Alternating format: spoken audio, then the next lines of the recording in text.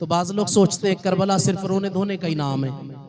ऐसा भी नहीं है मियाँ, करबला रोने धोने का नाम नहीं है।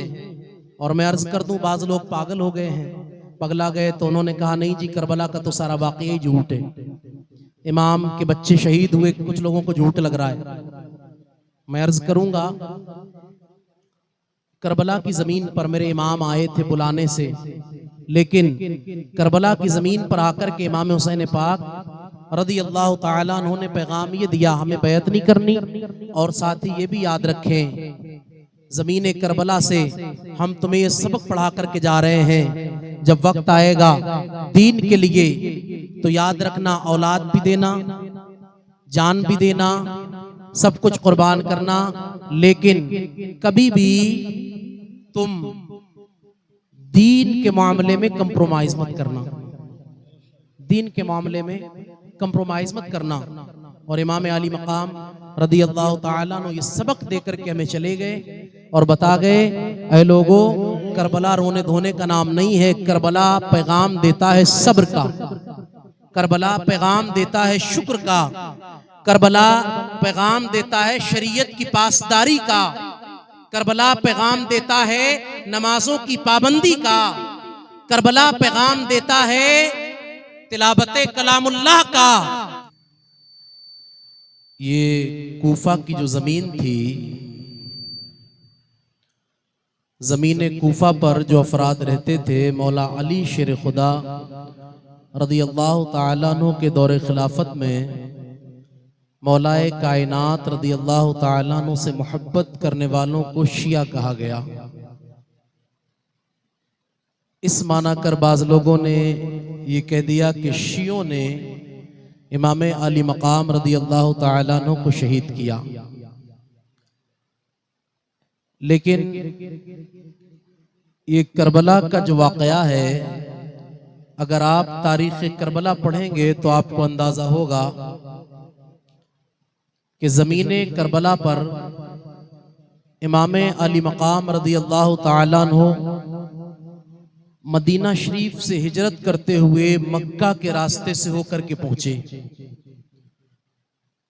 इमाम अली मकाम रदी अल्लाह ताला अन्हु ने मदीना शरीफ से मक्का शरीफ हिजरत क्यों की? आपने मक्का शरीफ जाना क्यों पसंद किया मदीना शरीफ को छोड़ करके, जबकि मदीना शरीफ वो मुकद्दस शहर है जो आकाए करीम सल्लल्लाहु ताला अलैहि वसल्लम को तमाम शहरों में सबसे ज्यादा पसंद है। इसलिए कि आकाए करीम सल्लल्लाहु ताला अलैहि वसल्लम ने इरशाद फरमाया कि बंदा वहीं इंतकाल करता है, मफहूम हदीस है, जिस जगह को वो पसंद करता है। और नबी कौनैन सल्लल्लाहु ताला अलैहि वसल्लम ने मदीना शरीफ में ही इस दारे फानी को अलविदा कहा, आपने मदीना शरीफ को पसंद फरमाया। फिर नबी कौनैन सल्लल्लाहु अलैहि वसल्लम का प्यारा नवासा मदीना को छोड़ करके गया। तो आप तारीख पढ़ेंगे तो अंदाजा होगा कि हजरत अमीर मुआविया रदी अल्लाह ताला अन्हु को जब हजरत इमाम हसन पाक रदी अल्लाह ताला अन्हु ने अपना अमीर बनाया मुसलमानों की मुत्तफ़िक़ा राय से, इमाम हसन पाक रदी अल्लाह ताला अन्हु के साथ तकरीबन 40,000 अफराद उस वक्त मौजूद थे जो इमाम हसन पाक रदी अल्लाह ताला अन्हु के साथ अगर हजरत अमीर मुआविया रदी अल्लाह ताला अन्हु से जंग हो जाती तो साथ खड़े होते और उनसे जंग करते। अमीर मुआविया का तो किला उसी वक्त कमा कर दिया जाता, लेकिन हजरत अमीर मुआविया रदी अल्लाह ताला अन्हु को अपना अमीर इमाम हसन पाक रदी अल्लाह ताला अन्हु ने तस्लीम कर लिया। और अमीर मुआविया पर भी एतराज होता है, लोग कहते हैं कि अमीर मुआविया ही चाहते थे इमाम हसन पाक, इमाम हुसैन पाक रदी अल्लाह ताला अन्हु शहीद हो जाएं, जबकि ऐसा भी कोई मामला नहीं था। हजरत इमाम हुसैन रदी अल्लाह ताला अन्हु 61 हिजरी में शहीद हुए। अमीर मुआविया को हजरत इमाम हसन पाक रदी अल्लाह ताला अन्हु ने 45 हिजरी में खिलाफत का मनसब अता किया और हजरत अमीर मुआविया रदी अल्लाह ताला अन्हु का विसाल 60 हिजरी में हुआ, जबकि इमाम हसन पाक रदी अल्लाह ताला अन्हु इस दार फानी से 49 हिजरी में रबीउल अव्वल शरीफ की 5 तारीख में कूच कर गए। आपकी शहादत 5 रबीउल अव्वल शरीफ 49 हिजरी में हो गई। उसके बाद भी अमीर मुआविया रदी अल्लाह ताला अन्हु ने उसी तौर पर मोहब्बतें बाकी रखी हजरत इमाम हुसैन से, जिस तौर पर उनकी अकीदतें और मोहब्बतें इमाम हसन पाक रदी अल्लाह ताला अन्हु से वाबस्ता थी। बाद में जब 60 हिजरी 22 रजब को अमीर मुआविया का विसाल हुआ, आपके विसाल के बाद आपका नवकार बेटा यजीद तख्त पर बैठा तो आपने उसको एक वसीयत की थी। आपने फरमाया था, बेटे तू तब खलीफा बनेगा, पहले अपनी खिलाफत को पेश करना और उनसे मशवरा करना। ये 3 अफराद हैं जिनके नाम बताता हूं। एक इमाम हुसैन बिन अली, एक अब्दुल्ला बिन उमर, एक अब्दुल्ला बिन जुबैर। अगर ये तीनों लोग तेरे खलीफा बनने पर अपनी रजामंदी पेश करें तब तू खलीफा होगा, वरना खिलाफत जो है ये इमाम हुसैन पाक रदी अल्लाह ताला अन्हु ही का हक है, उनको पहुंचा देना। वो खुद खलीफा बने या जिसे चाहे वो खलीफा होगा। और इनके मशवरे के बाद भी तू खलीफा तब तक रहेगा जब तक वो चाहेंगे, और जब वो चाहें कि अब खलीफा खुद बने, हालात साजगार हो जाएं, या फिर वो किसी दूसरे के मुतालिक खिलाफत पसंद करे तो खिलाफत उसे दे देना। ये हजरत अमीर मुआविया रज़ी अल्लाह ताला अन्हु ने कहा। और उसके बाद आपने अपने विसाल से पहले एक दुआ भी की थी। हाथों को उठा करके कहा था, मौला अगर यजीद इसका अहल हो तब इसकी खिलाफत पाए तकमील तक पहुंचे, वरना इसकी खिलाफत पाए तकमील तक कभी न पहुंचे। ये दुआ भी अमीर मुआविया ने की थी। अब ये इल्जाम लगाना कि अमीर मुआविया खुद इमाम हुसैन के शहादत के दर पे थे, तो ये भी गलत है। मैं अर्ज करूं, हजरत इमाम हुसैन पाक रदी अल्लाह ताला अन्हु अमीर मुआविया का जैसे विसाल हुआ तो यजीद ने खतूत रवाना किए। अब यजीद ने उसका बिल्कुल उल्टा किया। हजरत अमीर मुआविया के दौरे ज़ाहिरी तक यजीद का फिस्क जाहिर नहीं हुआ था।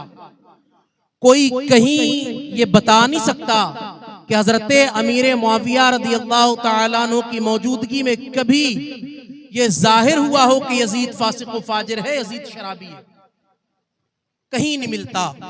जब ये जाहिर हुआ ही नहीं तो अमीर मुआविया ने इसीलिए कह दिया था, चूंकि भाई वो तो फिर उसका अहल था आपकी नजर में, लेकिन साथ ही दुआ भी कर दी थी अगर अहल ना हो तो इसकी खिलाफत पाए तकमील को ना पहुंचे।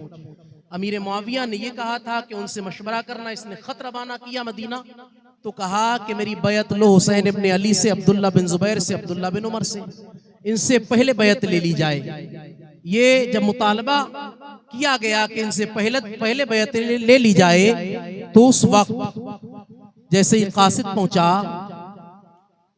वलीद बिन उक़बा के पास, उन्होंने फौरन ही इमाम हुसैन के पास एक कासिद रवाना किया। आप मस्जिद नबवी शरीफ में मौजूद थे और आप पंजगाना नमाज पढ़ाते थे। रात का वक्त था, मस्जिद नबवी शरीफ में आपके पास अब्दुल्ला बिन जुबैर भी मौजूद हैं। इमाम हसन बड़े साहिब बसीरत थे, इमाम हुसैन बड़े साहिब बसीरत थे। जब आपके पास आकर के कासिद ने कहा कि वलीद ने बुलाया है, मदीना के गवर्नर ने आपको, तो इमाम हुसैन रज़ी अल्लाह ताला अन्हु ये इरशाद फरमाते हैं, अब्दुल्ला बिन जुबैर से अमीर मुआविया का इंतकाल हो गया और ये बैत के लिए बुला रहा है। अभी खबर नहीं आई थी, लेकिन इमाम हुसैन पाक रज़ी अल्लाह ताला अन्हु ने अपनी बसीरत के जरिए ये जान लिया कि अमीर मुआविया इस दारिफानी को अलविदा कह गए। अब जब आप पहुंचे रात ही में, तो 14 अफराद आपके साथ थे। हजरत अब्दुल्ला बिन जुबैर ने 14 बंदे तलवार और नेजा लेकर के साथ भेजे थे और कहा था कि इन लोगों को बाहर छोड़ देना, आप जाना, और अगर कोई मामला कुछ गलत हो तो आप ऊंची आवाज में बात करना, ये लोग अंदर आ जाएंगे। इमाम हुसैन गए, जाकर के बात हुई तो वलीद बिन उक़बा चूंकि अहले बैत से मोहब्बत करते थे, कहा ऐसा ऐसा मामला है, यजीद आपकी बैत चाहता है। तो आपने ये फरमाया था कि मैं छुप करके नहीं करता बैत, छुप करके बैत इसलिए ले रहे हो मुझसे ताकि मामलात ये हो, तुम लोगों को बता सको हुसैन ने बैत कर ली तो तुम क्यों नहीं करते, तो मुझे छुप करके नहीं करनी, निकलो मैदान में बाहर। और जो तरीका था अबू बकर का, उमर का, अली, उस्मान का, जुमा के दिन ऐलान करके बैत लो, फिर मैं सोचूंगा। अच्छा, बैत होता क्या था, ये बात भी सुन ले। बैत एक हल्फ होता था। बैत को ये नहीं था कि सिर्फ हाथ दे दिया, बैत एक हल्फ होता था। जब बंदा बैत करता तो वो हल्फ लेता था कि मैं अल्लाह और रसूल के नाम पर हल्फ ले रहा हूं, खलीफा की इताअत करूंगा, ये हल्फ होता था। अब हजरत इमाम हुसैन रदी अल्लाह ताला अन्हु जमीन मदीना पर वापस आ गए। वहां उस वक्त एक बंदा बैठा हुआ था वलीद के पास, मरवान बिन हकम, जिसके मुताल्लिक आका करीम सल्लल्लाहु अलैहि वसल्लम ने फरमाया था ये गिरगिट का बच्चा गिरगिट है। जब ये पैदा हुआ तो उसने कहा वलीद से कि अगर अभी ने जाने दिया ना तो फिर बैत नहीं ले पाओगे, जबरदस्ती करके ले लो। तो इमाम हसन को वहीं इमाम हुसैन पाक को जलाल आ गया और आपने कहा था तुझ में हिम्मत है, हुसैन के सामने आएगा, अगर है हिम्मत तो आना तलवार लेकर के, हम भी तो देखें, बताएंगे ना तुझे हम कौन हैं। तो वो खामोश हो गया। आप वापस तशरीफ ले आए। उसी वक्त फिर तफसील है कि आपने इमाम हसन पाक के रोजे पर हाजिरी दी, अपनी वालिदा के रोजे पर हाजिरी दी, नाना जान के रोजे पर हाजिरी दी, और उसके बाद इरादा किया निकलने का। 22 रजब को इंतकाल हुआ हजरत अमीर मुआविया का, और 28 रजब को इमाम हुसैन ने मदीना शरीफ को छोड़ दिया, मक्का शरीफ आ गए। मुतालबा एक ही था, हुसैन से बैत ले लो। अगर मदीना में रहते तो अब्दुल्ला बिन जुबैर ने कहा भी था उस वक्त, और मोहम्मद बिन हनफिया ने कहा था जो आपके भाई थे, फरमाने लगे कि आप जाएं ना, यही मदीना की जमीन पर रहें, नौजवान तैयार होंगे आपके साथ, आप बैत लें। तो आका इमाम हुसैन फरमाते हैं मैं नहीं चाहता कि मदीना का तकद्दुस पामाल होने पाए, मदीना का तकद्दुस पामाल नहीं होना चाहिए। अब तारीख बताती है कि इमाम हुसैन 28 रजब को निकल करके मक्का शरीफ चले गए। एक हफ्ता तकरीबन लगा उस सफर में, आप मक्का शरीफ पहुंचे। जब मक्का शरीफ गए तो यजीदियों ने खत भेजने शुरू किए, कुफियों ने, और आपके पास 150 खत आए। 150 खत। जो पहला खत आया था इमाम हुसैन के पास, वो कूफा में एक मीटिंग हुई थी, सुलेमान एक बंदा था सुलेमान करके उनके घर, और उसके घर मीटिंग में ये बात तय पाई कि इमाम हुसैन को बुला लो, यजीद की तो बैत नहीं करनी। तो खुद सुलेमान ने ये बात कही थी कि अगर तुम उन्हें बुलाओगे तो ये बात याद रखना, जब वो यहाँ आ जाएं तो उनके साथ खड़े रहना, अगर उन्हें तुमने धोखा दिया तो फिर बुलाना नहीं, क्यों उनको शहीद कराओगे यहाँ बुला करके। ये बात सुलेमान ने कही। तमाम लोगों ने कहा नहीं, हम उनके साथ खड़े होंगे, अपनी जानें उन पर कुर्बान कर देंगे। तो सुलेमान ने कहा अगर ऐसा है तो ठीक है, यहाँ मौला अली से मोहब्बत करने वाले भी हैं, उनके महबूब और उनके शिये जो मौजूद हैं, वो लोग खत लिखे। तो पहला खत इमाम हुसैन पाक रदी अल्लाह ताला अन्हु की बारगाह में जो रवाना किया गया, तारीख बताती है 10 रमजान शरीफ को पहला खत कूफा से मक्का शरीफ की जमीन पर पहुंचा। 60 हिजरी 10 रमजान शरीफ। वहां इमाम ने खत पढ़ा तो उसका मजमून ये था कि आप आ जाएं, हम यजीद की बैत नहीं करना चाहते, अगर आप नहीं आए तो मजबूरन यजीद की बैत करनी पड़ेगी, तो आप तशरीफ लाएं। इमाम हुसैन पाक रदी अल्लाह ताला अन्हु जब ये खत पढ़ा, आपने अभी कोई इरादा नहीं किया, यह के बाद दीगर खत आते रहे 150 खत जब इमाम के पास पहुंचे, आपने इरादा किया कि मैं जाऊं। जब इमाम ने जाने का इरादा किया तो हजरत अब्दुल्ला बिन जुबैर आए, अब्दुल्ला बिन उमर आए, हजरत अबू उबैदा बिन जर्राह और दीगर सहाबियों ने आकर के कहा था कि हुजूर ना जाएं, पहले भी तो बेवफाई की है ना कूफियों ने। अच्छा, ये कूफा शहर जो है ना पहले था नहीं जमीन पर, ये 17 हिजरी में कूफा शहर बसा है। 14 से 16 हिजरी तक जंग हुई कादसिया में, तो मुसलमानों ने फतह पाई। ईरान में हजरत साद बिन अबी वक़ास रदी अल्लाह ताला अन्हु ने मदाइन की ज़मीन पर रहने का इरादा किया तो वहाँ की आबो हवा पसंद नहीं आई। तो उसी वक्त हजरत साद बिन अबी वक़ास ने कहा था कि यहाँ कोई जगह तलाश करो। तो उस वक्त कूफा की ज़मीन खाली ज़मीन थी, वहाँ तलाश किया गया कि यहाँ की आबो हवा ठीक है, तो उस शहर को बसाया गया। मकानात तैयार हुए। 17 हिजरी में हजरत साद बिन अबी वक़ास पूरे लश्कर के साथ मदाइन से कूफा मुंतकिल हुए थे। 17 हिजरी में ये शहर बसा। अब इसी कूफा की जमीन से इमाम हुसैन पाक के पास खत जाते रहे। आपने अभी कूफा आने का इरादा नहीं किया। जब 150 खत पहुंच गए तो इरादा किया, तो तमाम सहाबा ने आकर के कहा ना जाएं, पहले भी तो बेवफाई की है कूफा वालों ने, आप जाएंगे तो फिर ये बेवफाई करेंगे, इसलिए मुनासिब ये है कि ना जाएं। हजरत इमाम हुसैन रदी अल्लाह ताला अन्हु ने फरमाया कि जाना तो जरूरी है, इसलिए कि अब शरई मामला ये आ गया, जालिम हाकिम मौजूद है और एक ऐसा बंदा भी मौजूद हो जो शरीयत का पासदार है, शरीयत की पाबंदी करने वाला, और लोग उसके हाथ पर बैत करना चाहते हैं, तो शरई एतबार से अब जालिम के मुकाबले में इसको आना पड़ेगा ताकि लोग इसकी बैत कर लें और लोग जालिम के हाथ पर बैत ना करें। जब ये मामला पेश आया तो इमाम हुसैन रदी अल्लाह ताला अन्हु अब ये सोच करके इरादा करते हैं कि जाना है। सहाबा ने रोका, तो अब इधर सहाबा का रोकना, इधर मेरे इमाम का ये था कि यजीदी खत बेच रहे हैं तो जाना भी है, शरीयत कह रही है। तो लोगों ने मशवरा दिया कि अकेले ना जाएं, ऐसे ना जाएं, पहले आप किसी को अपना नायब बनाकर भेजें।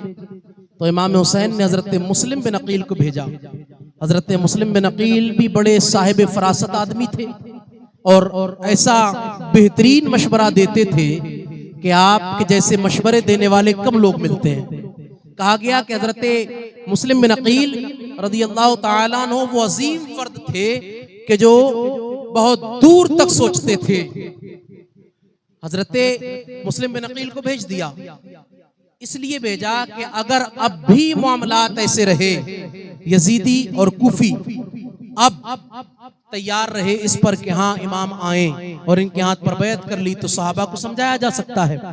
और अगर ये मामलात न बने बल्कि हालात ये हुए कि अब वहां जाकर भी उन्होंने बेवफाई कर दी, तो फिर उज़्र शरअ मिल जाएगा, फिर जाने की जरूरत नहीं। हजरत मुस्लिम बिन अकील गए ना, तो यहां तक बयान किया गया एक ही दिन में 12,000 लोगों ने आपके हाथ पर बैत कर ली थी। 40,000 अफराद जब आपके हाथ पर बैत कर चुके तो आपने खत लिख करके भेज दिया कि आप आ जाएं, हालात कूफा के बड़े अच्छे हैं। ये खबर जब यजीद को पहुंची, चूंकि उसके हवारी भी कुछ वहां मौजूद थे, उन्होंने खबर भेज दी। खबर पहुंची कि तेरे हाथ से निकलने वाला है कूफा। नुमान बिन बशीर तो कुछ करते ही नहीं, ये कूफा के गवर्नर थे। तो यजीद ने उसी वक्त उबैदुल्लाह बिन ज़ियाद जो बसरा का हाकिम था वहां से भेजा, कहा जा तुझे दे दिया कूफा भी, वहां को भी देख, हालात खराब हो रहे हैं। वो आ गया। जब वो आया तो वो ऐसे हाल में आया, मदीना वाला रास्ता जो मक्का शरीफ से आता था वो रास्ता इख्तियार किया, जुब्बा पहना, चेहरे पर उसने कपड़ा डाला ताकि लोग पहचान ना सके, रात में दाखिल हुआ। ये मामलात सब रहे। लोगों ने इमाम हुसैन समझा, नारे लगाए, लेकिन बाद में पता लगा ये तो उबैदुल्लाह बिन ज़ियाद है। साथी अजीजों, मैं ये अर्ज करूं, उस वक्त हजरत इमाम हुसैन तक ये पैगाम जा चुका था कि आप आ जाएं। आपने मक्का शरीफ में रहकर के किसी से बैत का मुतालबा नहीं किया। अगर आप मुतालबा करते बैत का तो लोग आपके हाथ पर बैत करते, लेकिन नहीं कहा। चाहते तो आप वहां बैत लेते, लश्कर तैयार करते, यजीद से जंग करते, लेकिन चूंकि मेरे इमाम जंग चाहते ही नहीं थे, जंग नहीं चाहते थे। करबला में आए तब भी आप जंग नहीं चाहते थे। और इमाम हुसैन रदी अल्लाह ताला अन्हु की शहादत होनी थी, ये बात तो बचपन में ही मशहूर हो गई थी। सहाबा आपको रोक रहे थे कि अभी ना जाएं। उसकी वजह ये भी थी, कुछ सहाबा के जहन में ये बात थी कहीं ऐसा ना हो कि आप जाएं तो वापस ना आए, शहादत हो जाए। लेकिन अक्सर लोग ये समझ रहे थे कि वो वक्त अभी नहीं आया जो शहादत का वक्त हदीस में बताया गया है। आखिर में जब वहां से खत आ गया हजरत मुस्लिम का, तो फिर अब सहाबा को समझाने का मामला हो गया। समझा करके आप निकल गए, निकल करके कूफा पहुंचे। निकल करके आप जो है जब चले तो करबला पहुंचे। करबला की जमीन पर भी आखिर तक यही कहा जाता रहा कि आप बैत करें, लेकिन आपने बैत नहीं की। एक बड़ी जंग हुई जमीन करबला पर। भाई ये ऐसी जंग थी करबला की जमीन पर जो हुई है कि इस जंग का अगर आप मंजर देखें तो कहीं इस जंग की मिसाल नजर नहीं आती। 72 के मुकाबले में कौन लाता है 22,000?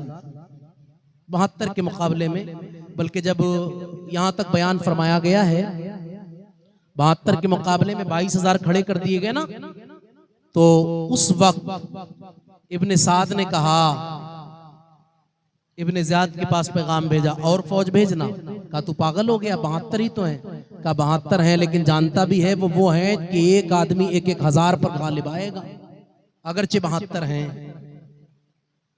वहां आकर भी बार बार मुतालबा, लेकिन इमाम ने मुतालबा नहीं किया, उनका मुतालबा कबूल नहीं किया, बैत कर लें बैत कर लें। आपने बैत नहीं की और बैत ना करके ये पैगाम दिया कि अगर बैत करनी होती तो फिर मदीना छोड़ता ही क्यों? अगर बैत ही करनी थी तो मदीना में नहीं कर लेता, जबकि मदीना में पेशकश की गई थी बैत कर लें। 4-5 शहरों का आपको हाकिम बना दिया जाएगा, गवर्नर बनाया जाएगा, कई सारे शहर आपके अंडर होंगे, वहां नहीं की। फिर मक्का शरीफ आ गए तो बैत ही करनी थी तो मक्का में कर लेते, वहां भी नहीं की। क्यों? इसलिए यहां करबला आए, दीन बचे, और करबला आकर भी इमाम हुसैन पाक रदी अल्लाह ताला अन्हु मदीने करबला की जमीन पर खड़े हैं और पैगाम तो यही दे रहे थे, लोगों हम जो चल कर के मदीना से मक्का और मक्का से करबला आए हैं, इसकी वजह यह थी कि यहां तुमने बुलाया है, बगैर बुलाए तो नहीं आए, यहां हम तुम्हारे बुलाने से आए हैं, तुमने बुलाया है, वरना हम यहां कतई तौर पर नहीं आते। जब तुमने बुलाया तो अब आ गए, अब ये तुम्हारी मर्जी है, तुम मेहमान की जियाफत कैसे करोगे। और उन्होंने उस मेहमान की जियाफत तीर और तलवार से की। लेकिन मेरे इमाम रदी अल्लाह ताला अन्हु करबला की जमीन देखकर के बाज लोगों ने ये भी समझा ना कि इमाम हुसैन मजबूर थे, और शहादत बयान की जाती है ना, इमाम की शहादत बयान की जाती है, तो बाज लोग सोचते हैं करबला सिर्फ रोने धोने का ही नाम है। ऐसा भी नहीं है मियाँ, करबला रोने धोने का नाम नहीं है। और मैं अर्ज कर दूं, बाज लोग पागल हो गए हैं, पगला गए, तो उन्होंने कहा नहीं जी करबला का तो सारा वाकया ही झूठ है, इमाम के बच्चे शहीद हुए, कुछ लोगों को झूठ लग रहा है। मैं अर्ज करूंगा, करबला की जमीन पर मेरे इमाम आए थे बुलाने से, लेकिन करबला की जमीन पर आकर के इमाम हुसैन पाक रदी अल्लाह ताला उन्होंने पैगाम ये दिया, हमें बैत नहीं करनी, और साथ ही ये भी याद रखें जमीन करबला से हम तुम्हें ये सबक पढ़ा करके जा रहे हैं, जब वक्त आएगा दीन के लिए तो याद रखना औलाद भी देना, जान भी देना, सब कुछ कुर्बान करना, लेकिन कभी भी तुम दीन के मामले में कंप्रोमाइज मत करना, दीन के मामले में कंप्रोमाइज मत करना। और इमाम आली मकाम रदी अल्लाह ताला ने ये सबक देकर के हमें चले गए और बता गए, ऐ लोगों करबला रोने धोने का नाम नहीं है, करबला पैगाम देता है सब्र का, करबला पैगाम देता है शुक्र का, करबला पैगाम देता है शरीयत की पासदारी का, करबला पैगाम देता है नमाजों की पाबंदी का, करबला पैगाम देता है तिलावत कलामुल्लाह का, करबला पैगाम देता है अपने असलाफ की रबिश को अपनाने का। और जिसने ये काम किया है उसने इमाम हुसैन पाक रदी अल्लाह ताला अन्हु की जिंदगी पर अमल किया। जो इसको छोड़ करके ढोल ताशों और बाजो गाजों में लग गया ना, फिर वो इमाम के रास्ते पर नहीं है। ये तरीका यजीदियों का था, ये काम यजीदियों ने किए, हम करें तो 10 तारीख में भी सबसे ज्यादा तिलावत कुरान ही करें। और मैं एक आखिरी बात कह के बात खत्म कर रहा हूं।